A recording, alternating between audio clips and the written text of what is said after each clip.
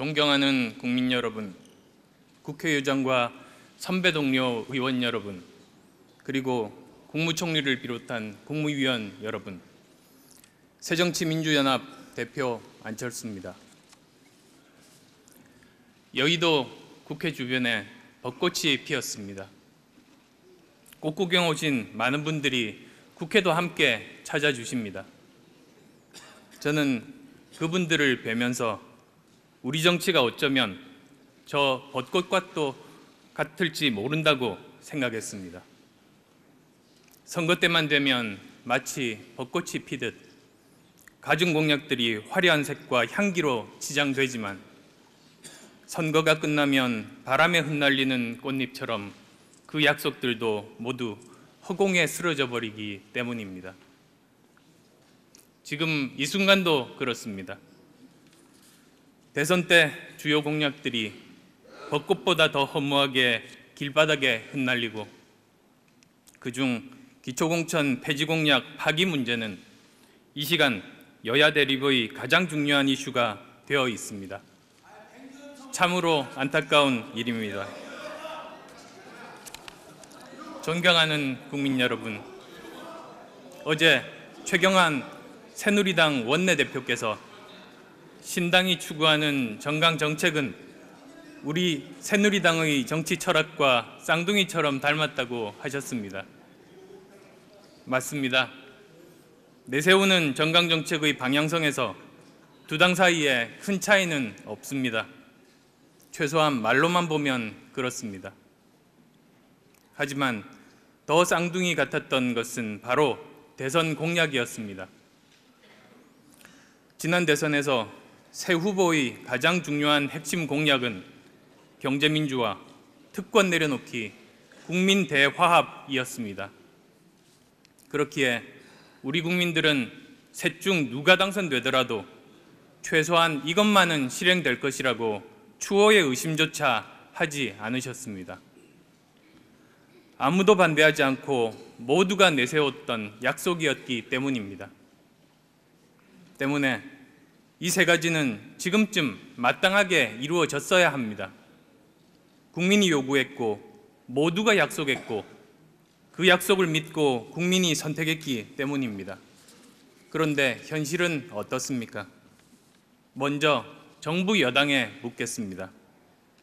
첫째, 새누리당이 혁신의 상징처럼 내세웠던 경제민주화는 지금 어디 있습니까? 혹시 민주화와 민영화를 착각하신 것은 아니었습니까? 둘째, 새누리당이 상징색을 빨간색으로까지 바꾸시면서도 외쳤던 화해와 소통 지금 어디에 있습니까? 혹시 국정원이 때로는 양지에서 일하며 음지를 지향하더라도 덮어주고 묻어주자는 뜻이었습니까? 셋째, 기득권 내려놓기의 상징이었던 기초공천 폐지 공약은 어떻게 됐습니까? 왜 대선 공약 폐기를 여당의 원내대표께서 대신 사과하시는지요? 충정이십니까? 월권이십니까? 저는 비판을 위한 비판, 정쟁을 위한 비난은 하고 싶지 않습니다. 다른 정책 공약들은 사정에 따라 미룰 수도 있고 도리 없이 양해를 구할 수도 있습니다. 또 실천 방안에 따라서 여야의 의견이 다를 수도 있습니다. 그 점에 대해서는 이해는 못하더라도 양해는 할 수 있습니다. 하지만 진심이었다면, 의지만 있다면 실천 가능한 이 세 가지 주요 공약의 폐기는 실망을 넘어 슬픔을 느끼게 합니다. 어제 여당 원내대표께서 야당이 발목 잡는다고 하셨습니다. 그렇지 않습니다. 이 세 가지 대선 공약을 실천할 제안부터 먼저 해주십시오. 제가 책임지고 협조하고 적극 협력하겠습니다. 정말 여야가 손을 맞잡고 대통령의 대선 공약을 뒷받침하는 신명나는 국회를 열어보겠습니다. 다시 한번 간곡히 말씀드립니다. 대선 공약마저 줄줄이 폐기되는데 다음 세대는 무엇을 배우고 국민들께서는 과연 무엇을 보고 투표하시겠습니까? 국민들 앞에 드린 약속 결코 가벼이 여기지 마십시오. 존경하는 국민 여러분, 새정치민주연합은 정치의 기본을 바로 세워 정치 불신과 냉소주의를 극복하고 이념과 정파가 아니라 국익과 민생이 우선하는 새 정치 문화를 만들어내겠습니다. 기본이 바로 선 정치로 역사와 국민 앞에 반듯한 정당이 되겠습니다. 앞서 말씀드린 대로 정치의 기본을 바로 세우는 첫 번째 덕목은 국민과의 약속을 지키는 것입니다. 약속을 지키는 것이야말로 국민을 어려워하고 진심의 정치를 하겠다는 증거이기 때문입니다. 새정치연합은 다가오는 6.4 지방선거에서 기초선거 공천을 포기하는 커다란 기득권을 내려놓았습니다. 국민과의 약속이기 때문입니다. 물론 기초단체 정당 공천 자체는 선악의 문제가 아니라고 생각합니다. 하지만 과정에서 너무 많은 폐해가 있었습니다. 기초의원 공천권을 가진 국회의원과 중앙당의 줄 세우기에 동원되는 기초의원들은 국민의 일꾼이 아닌 공천권자의 일꾼이 되어야 했습니다. 저희는 이런 기득권 정치를 먼저 청산하려고 합니다. 여기에 대해 여당인 새누리당께서도 지난 4월 재보궐선거에서 기초선거 무공천을 실시하면서 빨리 입법화하자고 주장한 적 있습니다. 또 언젠가 박 대통령께서도 당내 공천 문제로 국민도 속고 나도 속았다고 말씀하신 적이 있습니다. 그렇다면 이번 경우에 국민을 속인 사람은 누구입니까? 저는 그런 대통령께 현안을 포함해 회동을 제안드렸지만 아직 답을 받지 못했습니다. 기초선거 무공천 문제는 결자 해지가 맞습니다. 공약하신 대통령께서 푸셔야 합니다. 회동의 형식은 구애받지 않겠습니다. 대통령께서 초당적 협조만 구하실 것이 아니라 야당을 국정의 동반자로 인정하는 자세도 필요합니다. 조만간 답을 주시리라고 기대하겠습니다. 존경하는 국민 여러분, 새정치는 심화되는 경제사회 모순 속에서 새로운 희망을 찾으려는 국민의 열망에서 시작됐습니다. 지금 대한민국의 상황은 엄중합니다. 지난해 가계부채 총액이 1,000조 원을 돌파했습니다. 매년 100만 명 이상이 자영업을 시작하고 동시에 80만 명 이상이 가게 문을 닫고 있습니다.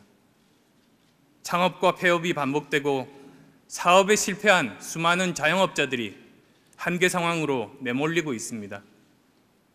800만 명에 이르는 비정규직 평균 임금이 142만 원으로 4인 가구의 최저 생계비에도 미치지 못합니다.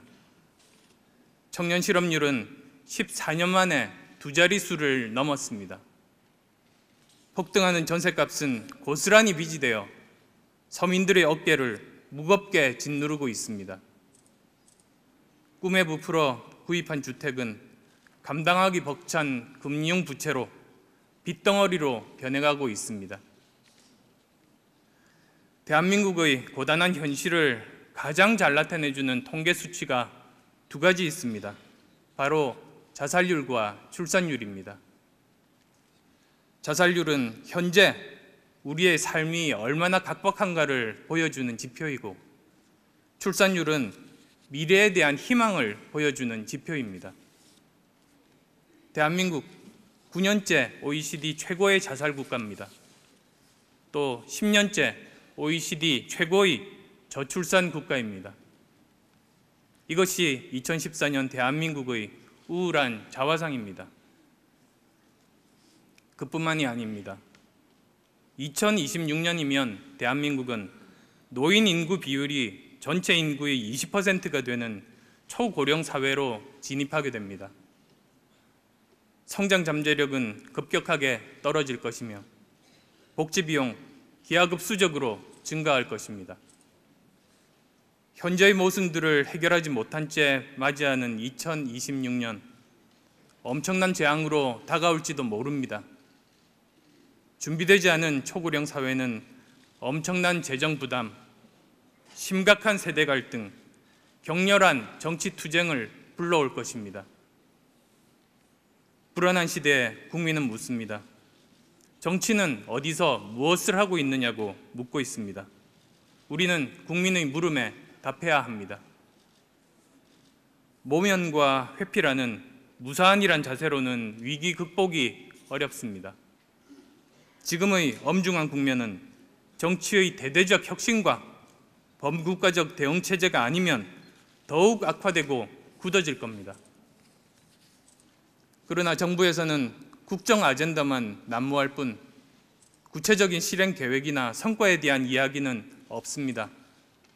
지난 대선 때는 복지와 경제 민주화, 정부 첫 해에는 창조 경제, 지금은 통일과 규제 개혁을 이야기하고 있지만 각각에 대해서 약속은 지켜졌는지 어떤 성과가 있는지 국민들은 알지 못합니다. 정부에 요청합니다. 정부의 구체적이고 명확한 민생 전략을 먼저 제시해 주십시오. 정부의 생각이 무엇입니까? 같이 상의해 주십시오. 협조와 함께 대안을 제시하겠습니다. 존경하는 국민 여러분, 새정치민주연합은 시대적 소명과 국민의 뜻을 받들어 민생, 안보, 합리적 개혁의 3대 중심을 지향합니다. 3대 중심을 굳건히 하여 정치를 바꾸고 국민의 든든한 버팀목이 되어 위기 돌파의 중심에 서겠습니다. 첫 번째 중심, 국민의 삶을 최우선하는 민생 중심입니다. 그 어떤 정치 의제도 민생에 우선할 수 없습니다. 정치의 존재 이유와 목표는 국민의 평안과 행복입니다. 새정치민주연합은 삶의 문제가 항상 정치의 중심에 서 있게 할 것입니다. 민생 안정을 위해 불공정한 경제 질서 바로잡겠습니다. 격차 해소를 통한 사회 통합으로 비정규직, 소외계층, 복지 사각지대를 없애는 데 적극 나서겠습니다. 고단한 형편과 미래에 대해 불안해하고 힘들어하는 서민과 중산층을 적극 대변하겠습니다. 안보에 여야가 따로 없듯이 민생도 여야가 따로 없습니다. 새정치연합은 여야가 함께 민생 정치를 위해 협력하는 새로운 정치의 장과 모습을 만들겠습니다. 먼저 여야가 매월 첫 주에 정례적으로 공동 개최하는 원래 민생개혁회의를 제안합니다. 민생은 정치인이나 관료의 식탁이 아닌 국민의 식탁 위에서 논의되어야 함이 분명합니다. 여야가 공동으로 현장에서 국민의 소리를 듣고 시급한 정책 과제들을 도출한 후 국회를 열어간다면 국민이 바라는 민생 중심 정치가 한층 더 빨리 실현될 것입니다. 특히 민의의 전당인 이곳 국회에서 정부, 기업, 노동자, 자영업자, 주부 등 국민들이 참여하여 문제에 대한 해법들을 모색해 나간다면 반드시 의미 있는 결과들이 나올 것입니다. 여야가 대치 중인 기초연금 문제도 국민 공론의 장에서 논의된다면 민생 중심의 해법이 나올 수 있을 것으로 기대합니다. 양당의 정책위 의장을 준비 단장으로 하고 정부, 기업, 노동자 등의 대표가 참여하는 준비단 회의를 즉각 구성할 것을 제안합니다. 여야가 문제 해결을 위해 머리를 맞대는 모습, 저는 그 자체가 작은 희망이라고 생각합니다. 국민 여러분, 다가오는 미래에 대비하기 위해서는 안정적인 국가 복지 재정 수급 계획과 정치 사회적 대타협이 반드시 필요합니다. 여야를 막론하고 정치권이 서로 믿음을 가지고 서로 잘된 정책이 있으면 힘을 보태고 모아야 대한민국 국민이 함께 만드는 복지국가를 완성할 수 있습니다. 복지국가를 지향했지만 너무나 다른 길을 가고 있는 두 지역 사례를 말씀드릴까 합니다. 남유럽과 북유럽의 이야기입니다. 남유럽 쪽은 복지 부담은 많은데 효과가 없는 나라가 많습니다. 복지 비용을 비효율적으로 써서 그렇습니다. 이유는 간단합니다. 부패한 정치, 권위적이고 소통 없는 정치가 나라 전체를 망가뜨렸기 때문입니다. 하지만 북유럽 쪽은 다릅니다. 정권을 잡은 세력은 독단을 버렸습니다. 사회적 대타협과 야당과의 협력을 통한 타협을 선택했습니다. 복지국가를 만들려면 재원의 규모, 누가 얼마나 분담할 것인지, 그리고 어디에 우선순위를 두고 쓸 것인가를 결정해야 합니다. 그 과정을 야당과 대화하고 사회의 다양한 집단과 논의했습니다. 그렇게 차근차근 소통하고 타협하며 지금 북유럽은 가장 모범적인 복지국가들이 되었습니다. 대한민국이 어느 쪽이 될 것인가? 그것은 전적으로 정치인들에게 달려 있습니다. 정치의 수준에 따라 나라와 민족의 운명이 갈렸습니다. 대한민국은 조속히 국가복지정책 기조에 대해 합의해야 합니다. 대타협의 기조 속에서 조세정의를 실현하고 노블레스 오블리주 확산으로 사회연대 정신을 정착시켜야 합니다.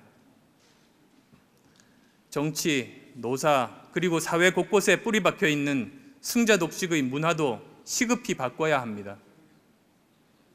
정부 여당의 국가 대타협위원회 구성을 제안합니다. 지금부터 국가복지제도를 만들고 미래 사회를 준비해야 합니다. 국회, 정부, 기업, 노조, 시민사회, 학계 전문가 등이 함께 준비해 나갑시다. 시간이 많지 않습니다. 10년 후의 미래는 금방 다가옵니다. 정부 여당의 빠른 판단과 흔쾌한 수용 기대합니다. 새정치민주연합은 서민들 삶의 질 개선에 적극 나서겠습니다. 당면한 민생 위기를 극복하기 위해 복지, 교육, 주택, 의료, 일자리의 5대 민생 중심 과제를 설정하고 전반기 당의 역량을 집중하겠습니다. 첫째, 복지 사각지대 해소를 위한 대책에 적극 나서겠습니다. 새정치연합이 창당 1호로 제출한 복지 사각지대 해소 관련 새 법안은 이번 4월 국회에서 반드시 통과되어야 합니다. 세모녀 자살이라는 시대의 아픔이 다시는 일어나서는 안 됩니다. 잇따르고 있는 소외계층 자살은 사회의 무관심과 구멍난 사회 안전망이 원인입니다. 기초생활보장법 개정으로 부양 의무자 기준을 완화하여 수혜 대상자를 확대하도록 하겠습니다. 긴급 지원 기준을 완화하고 지방자치단체에 재량권을 부여하여 수혜 대상자를 확대할 수 있도록 긴급복지지원법을 개정하겠습니다. 사회보장 수급권자의 발굴 및 지원법을 제정하여 사각지대 발굴을 위한 지역사회 공조 체계를 구축하도록 하겠습니다. 둘째, 교육에 대한 정책 지원을 강화하겠습니다. 교육이 계층 불평등의 대물림 수단이 되는 것을 막아야 합니다. 새정치연합은 교육 기회를 균등히 제공하고 교육비 부담을 낮추며 교육이 계층 이동의 사다리가 될 수 있도록 지원을 확대하겠습니다. 치열한 입시 경쟁 교육을 조장하는 고교 서열화 체제를 수평적 다양화 체제로 전환하겠습니다. 공교육을 정상화하기 위해 혁신학교를 확대하고 일반계 고등학교에 집중 투자하겠습니다. 저소득층 밀집 지역 학교를 지원하는 교육 격차 해소법을 만들겠습니다. 방과 후 나홀로 방치되는 아이들이 없도록 방과 후 아동 청소년 돌봄법 제정을 추진하겠습니다. 셋째, 주택에 대한 정책 지원을 강화하겠습니다. 대한민국 100가구 중 46가구가 남의 집에 살고 있습니다. 박근혜 정부는 대선 때 약속한 주거복지는 팽개치고 부동산 시장을 정상화한다는 명분으로 소형주택 의무 공급 폐지 등 무주택 서민 내 집 마련에 역행하는 규제 완화에 몰두하고 있습니다. 새정치연합은 자가에서 전세로, 전세에서 월세로 악순환을 끊기 위해 소형주택 공급을 늘리도록 하겠습니다. 또 내 집 마련, 금융의 수혜자를 대폭 늘리도록 하겠습니다. 시급한 전세 대책으로 전월세 상한제 도입, 계약갱신 청구권제 도입, 임대주택 등록제, 표준 임대차 계약 등 4가지를 추진하겠습니다. 주거 취약 계층을 위해 공공임대 12만 호 공급, 준공공임대 인센티브 강화, 대학생용 공공기숙사 건립, 주거급여 대상 확대 등 맞춤형 주거복지 실현을 위해 최선을 다할 것입니다. 넷째, 의료에 대한 공공성을 강화하겠습니다. 박근혜 정부가 추진하는 의료 영리화 대책에 대해서는 우려와 반대의 목소리가 높습니다. 지금도 공공의료의 비중이 10%도 되지 않는 열악한 상황인데 의료 영리화를 추구한다면 국민의 부담과 고통은 더 커질 수밖에 없습니다. 새정치연합은 의료의 공공성을 더욱 강화하고 건강보험의 보장성을 확대해 나가겠습니다. 간병비 부담을 없애고 양질의 일자리까지 만들어낼 수 있는 보호자가 필요 없는 환자 안심병원을 지속적으로 확대해 나가겠습니다.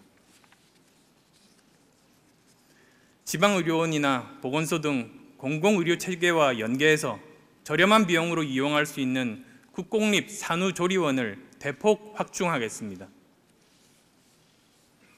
다섯째, 일자리를 늘리는 데 최선을 다하겠습니다.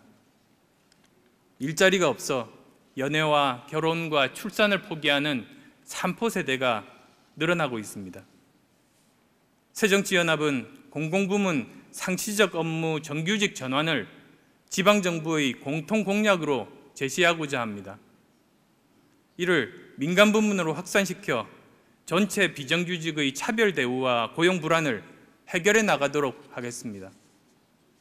한국형 실업 부조를 도입해 고용 안전망을 강화하겠습니다. 현재 실업급여의 혜택을 받지 못하는 65세 이상의 어르신과 특수고용직 노동자들에게 고용보험을 적용하겠습니다. 아울러 새정치연합은 서민 중심의 생활비를 낮추는 방안을 적극 찾겠습니다. 얼마 전 다녀왔던 통신비 인하, 대학 입학금 단계적 폐지, 교복값 인하 등 국민 생활비 부담을 줄이는 방안을 지속적으로 추진하겠습니다. 두 번째 중심, 국가 안보를 튼튼히 하는 안보 중심입니다. 존경하는 국민 여러분, 새정치민주연합은 자유민주주의 체제를 위협하는 세력과는 분명하게 선을 긋습니다. 그와 함께 새정치연합은 굳건한 군사적 안보뿐 아니라 따뜻한 사회경제적 안보도 중시합니다. 사회 안전망들이 촘촘하게 짜여지고 제대로 작동될 때 자유민주주의 체제는 더욱 튼튼하게 지켜지고 발전할 수 있습니다. 새정치연합은 이 모든 것이 다 정치의 역할이고 책임임을 깊이 인식하고 있습니다. 국민 여러분, 통일은 국민적 공감과 튼튼한 안보의 바탕 위에서 추진해야 합니다.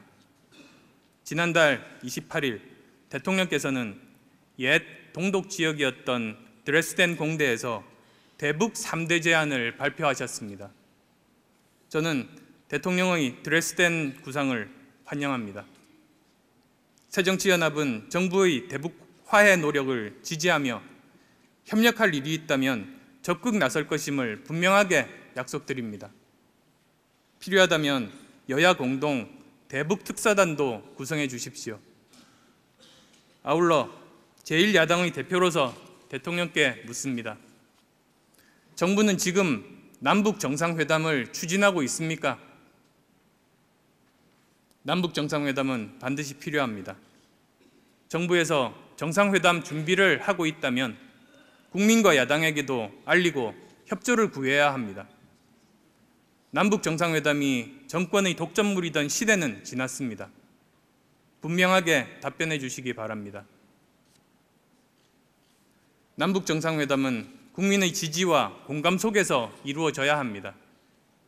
정권의 이벤트가 아니라 과정으로서의 통일을 추구한다는 원칙을 가지고 이루어져야 합니다. 우리의 통일 노력은 과거 대화를 통한 협력과 평화정착의 노력을 지속해 나가는 과정이어야 합니다. 그래야 정권이 바뀌어도 지속 가능한 통일 정책이 될 수 있습니다. 정부에 촉구합니다. 남북 간 실질적 평화를 위한 노력에 나서 주십시오. 통일 대박론 이후 정부가 추진한 구체적인 평화 정착이나 대북 화해 노력은 보이고 있지 않습니다. 육자회담의 재개 노력, 서해의 긴장을 풀어내는 고위급 회담, 특히 남북한 민간협력 활성화에 대해 정부가 적극적인 조치들을 취할 것을 기대합니다. 아울러 북한 당국에 엄중 경고합니다. 북한의 NLL 해상포격과 무인 항공기로 서해 5도 주민들이 불안해합니다. 군사행동은 남북 관계를 위협에 빠뜨리고 국제적 고립을 자초할 뿐입니다. 무모한 더 이상의 군사적 행위를 중단하고 대화의 장으로 나오기를 촉구합니다. 금강산 관광 재개의 문은 포탄으로는 결코 열리지 않습니다. 세 번째 중심, 이념과 정파를 뛰어넘는 합리적 개혁 중심입니다. 우리는 87년 6월 국민항쟁으로 민주화를 이루어냈지만 권위주의 정권 하에서의 낡은 정치 행태를 미처 극복하지 못한 채 새로운 구습들을 만들어냈습니다. 산업화와 민주화는 조화롭게 융합되지 못했고 이 과정에서 이념적 동질성에 집착하는 진영의 정치, 상대방을 인정하지 않으려는 증오와 배제의 정치가 만들어졌습니다. 그 결과 절차적 민주화에 걸맞는 성숙한 내용의 민주주의가 만들어지지 못했습니다. 승자 독식의 정치가 굳어졌고 정권이 바뀔 때마다 정치보복 시비가 끊이지 않았습니다. 이런 87년 낡은 정치 패러다임으로는 더 이상 엄중한 현실과 미래를 감당할 수 없습니다. 정치가 이념과 진영 그리고 지역에 갇혀 현실과 합리적 진리를 외면한다면 국민의 마음도 얻을 수 없습니다. 시대의 아픔과 미래의 고민을 대변할 수 없습니다. 새정치민주연합은 낡은 체제와 인식이 역사 발전의 걸림돌임을 스스로 깨닫고 합리적 개혁으로 진정성 있는 변화를 만들어 가겠습니다. 국민 여러분, 정치개혁은 잠시도 멈출 수 없습니다. 시대는 낡은 정치의 퇴출을 요구하고 있습니다. 정치는 기득권을 내려놓아야 합니다. 새정치민주연합은 국회의원 면책특권과 불체포특권을 개혁하여 소위 막말국회, 방탄국회를 뿌리 뽑겠습니다. 저부터 노력하겠습니다. 저는 지난번 기자회견 앞두고 몇 번이나 문안을 손보았습니다. 이유는 국가원수인 대통령을 거론하면서 혹시 언어에서 정중함을 잃지는 않았는지를 검토하기 위해서였습니다. 선배 동료 의원들께도 요청합니다. 언어는 내면의 품성을 반영합니다. 상대방을 서로 조롱하고 비하하는 언어로는 대화와 타협을 이루어낼 수 없습니다. 선거구 획정위원회를 국회로부터 독립시켜 민의를 결정하는 과정에 정치적 입김은 단호히 차단하겠습니다. 윤리심사에 국민을 참여시켜 깨끗하고 당당한 국회를 만들겠습니다. 국회 윤리규칙을 보다 엄격하게 제정하여 국회의원 징계 때 직무정지제를 도입하는 등 엄격한 도덕적 기준을 세우겠습니다. 부정부패로 인해 재보궐선거가 치러질 경우 원인 제공자의 소속 정당은 당의 선거에서 공천을 금지하겠습니다. 비례대표 국회의원이 부정부패로 의원직을 상실한 경우에도 소속 정당의 의원직 승계를 금지하여 책임 정치를 실천해 나가겠습니다. 정당의 청렴도와 부정부패 지수를 개발하여 그 결과를 국고지원금과 연계시키겠습니다. 깨끗한 정당은 국민의 지원을 받되 그렇지 못한 정당은 부정부패 지수만큼 국고지원을 차감하겠습니다. 이상의 내용들은 즉시 여야가 합의하면 실현할 수 있습니다. 정치개혁 특위를 다시 구성하여 바로 논의에 착수할 것을 제안합니다. 김영란 법으로 알려진 부정청탁 금지 및 공직자 이해 충돌 법안은 이번 4월 국회에서 반드시 처리되어야 합니다. 이 법안의 통과야말로 정치권의 자기정화 의지를 국민에게 보여드리는 상징입니다. 지속적으로 발생하고 있는 공직자의 부정비리는 공직에 대한 신뢰를 떨어뜨리고 공정사회, 신뢰사회를 가로막고 있습니다. 부정청탁 관행을 뿌리 뽑아야 합니다. 지난해 국제투명성 기구가 발표한 2013년 대한민국 부패인식 지수는 세계 46위로 계속해서 하락하고 있습니다. 선진국을 꿈꾸기에는 부끄러운 수준입니다. 모든 공직자는 검은 봉투가 아니라 민원인이 내미는 신뢰와 고마움의 자판기 커피 한 잔에 기쁨을 느낄 수 있어야 합니다. 그런 사회가 인류사회, 선진 국가입니다. 공직사회가 이렇게 바뀐다면 대한민국의 미래는 밝을 겁니다. 지금의 엄중한 상황도 정치개혁과 공직사회 혁신의 두 수레바퀴라면 능히 이겨낼 수 있을 것입니다. 박 대통령께 요청합니다. 민주주의는 누구도 부정할 수 없고 훼손할 수 없습니다. 국정원장을 즉각 해임하고 전면적인 국정원 개혁에 나서 주십시오. 그리고 국정원 선거 개입 사건에 대한 특검을 수용해 주십시오. 국가정보기관이 국가를 위해서 일하지 않고 권력자의 비위를 맞추는 것은 헌법과 민주주의에 대한 반역입니다.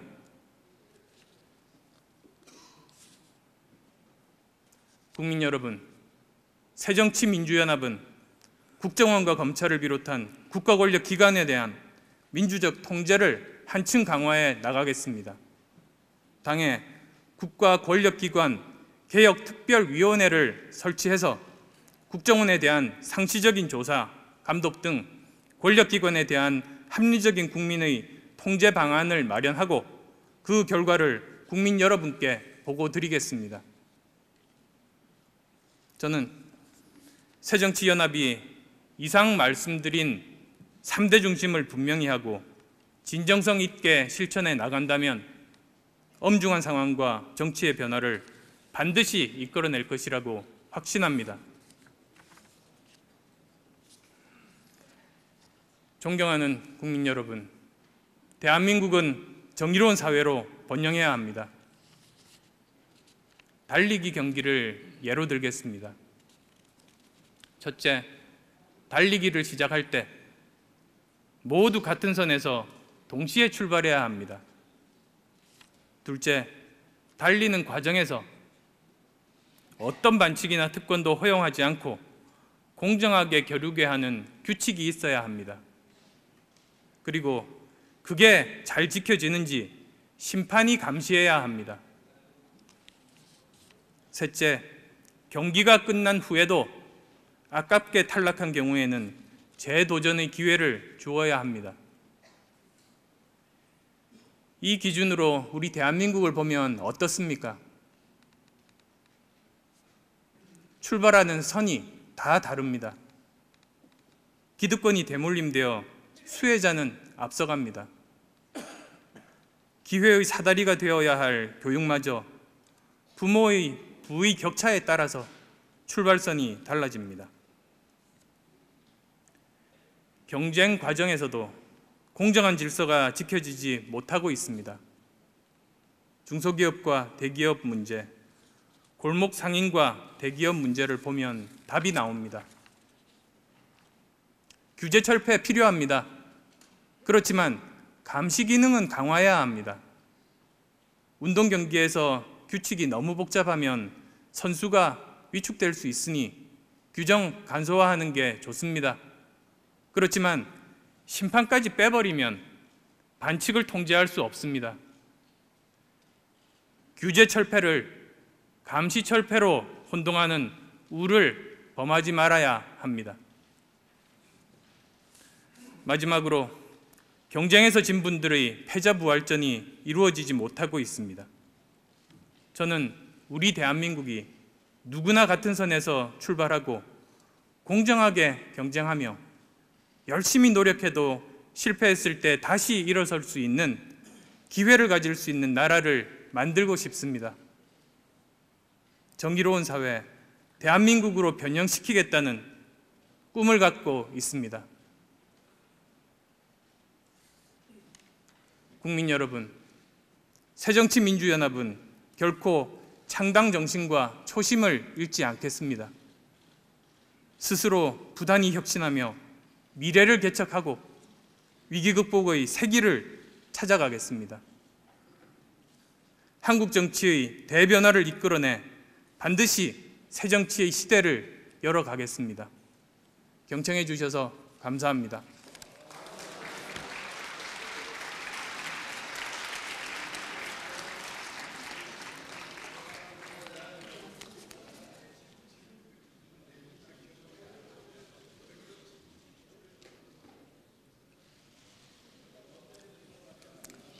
안철수 대표 수고하셨습니다. 오늘 회의는 이것으로 마치겠습니다. 산회를 선포합니다.